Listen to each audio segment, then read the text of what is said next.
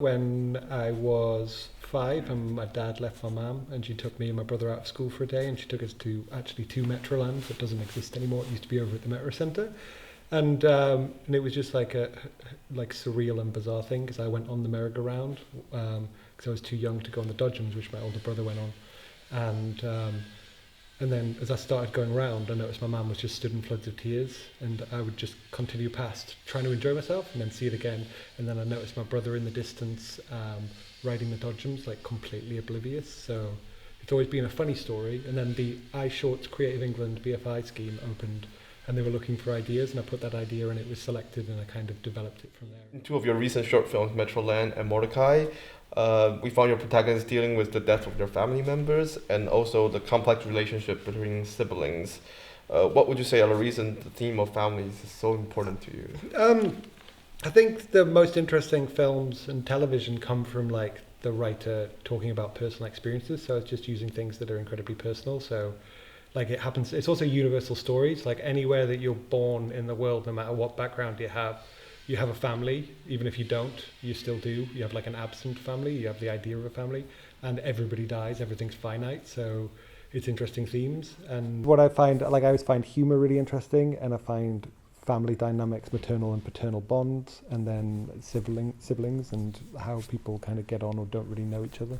So it's just really what kind of interests me, but also it's stuff that I know is going to resonate with audiences because everybody's going through the same kind of experience. Speaking of your family, what were you like growing up? I grew up like in a single parent family in the northeast of England, and nobody worked in any creative industry, so I never had any idea that you could actually go and make a film or be a filmmaker or anything like that. So I didn't really know what I wanted to do. I was terrible in school. I was like really awful. I was like on detention every day. Then I got suspended a bunch of times. And eventually when I was 14, I got kicked out.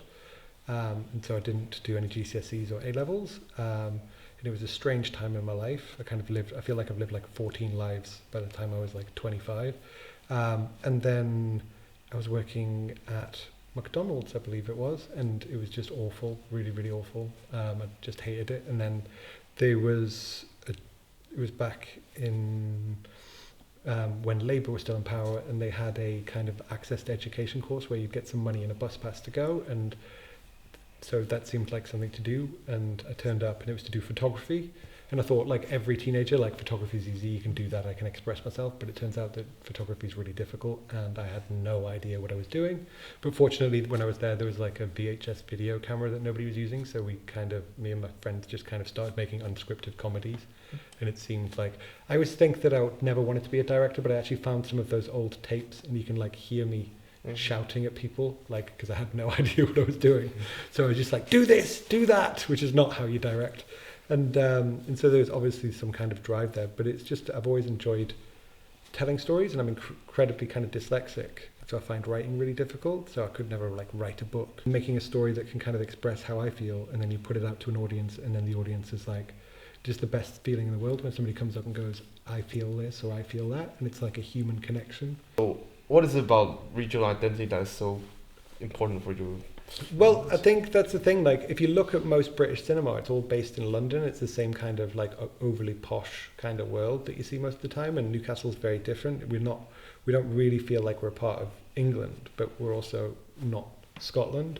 So we're kind of like, we have this unique space with beautiful landscape and really individual like kind of dialect and an interesting kind of environment, which means that you're able to tell stories that you couldn't tell anywhere else in the world, which is the uniqueness.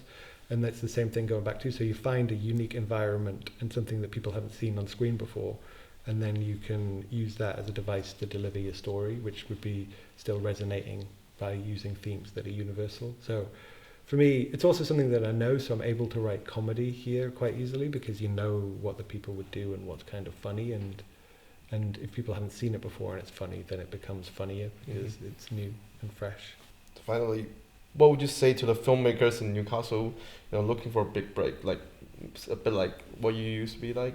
Well, because I think that's the idea. Everybody thinks that you need to go somewhere else to look like somebody needs to give you your break. But the idea is that you have to look at like what you have and what it is that makes you special. So if you have access to like locations, if you have access to actors or a crew or kit, then you take whatever you have and you create something that's personal and something that you think will go out, and you be really rigorous with yourself, and you just keep creating work and putting it out there. You may feel like nobody's paying attention, but you're getting better, and then eventually, then if you enter it to stuff as well, if you make a short and enter it to some festivals, then if it gets in, then people will start, you can go, and then you can meet people. But it's just to continue to believe that there's something in you. Everybody's unique. Everybody's special. Yeah. Like, I'm severe, as I said, severely dyslexic and stuff like that, which if you told me when I was a kid that I was going to grow up to be a writer, that would have just never been fathomable. I would have liked the idea, but it just never would have had the self-belief. But that fault can be, like that thing that isn't perfect can be turned into an advantage by going, okay, I don't write in the same way as anybody else, but that's an advantage because it means that my work will be different. And yeah, I think that's it. Can't think of anything else. Yeah. All right. Thank you so much, Benjamin. No problem.